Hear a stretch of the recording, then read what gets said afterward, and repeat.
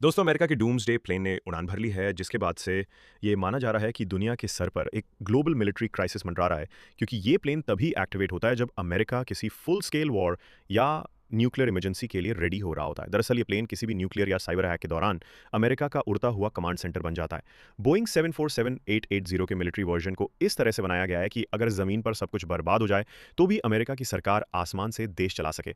इसमें है 112 लोगों की कैपेसिटी, फ्लोर्स, कमांड्स और conference rooms, missile launch system और 67 सैटेलाइट एंटीना लगे हैं, जिससे यूएस प्रेसिडेंट दुनिया के किसी भी कोने में डायरेक्ट कॉन्टैक्ट रख सकता है। ये प्लेन एक हफ्ते तक बिना जमीन पर आए उड़ सकता है और उसे हवा में ही रिफ्यूल किया जा सकता है।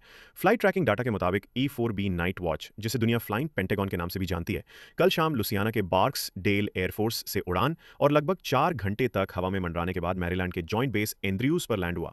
ईरान और इसराइल के बीच एक्सट्रीम टेंशन के बीच ये उड़ान काफी कुछ कह रही है। ट्रंप एडमिनिस्ट्रेशन ओपनली ईरान के न्यूक्लियर बेसिस पर स्ट्राइक की बात कर रहा है। सबसे बड़ी बात यह है कि इस बार प्लेन ने अपना स्टैंडर्ड कॉल साइन ऑर्डर 6 की जगह ऑर्डर 01 यूज किया, और जब यह कोड एक्टिवेट होता है तो इसका मतलब साफ होता है, अमेरिका जंग के दहलीज पर आ चुका है। तो सवाल यह है कि क्या यह सिर्फ एक कोइंसिडेंस है या फिर एक और वर्ल्ड वॉर की आहट, क्योंकि अभी 16 जून 2025 को ट्रंप G7 समिट को बीच में ही छोड़कर वॉकआउट कर गए थे और उन्होंने जाते वक्त कहा था कि कुछ बड़ा होने वाला है।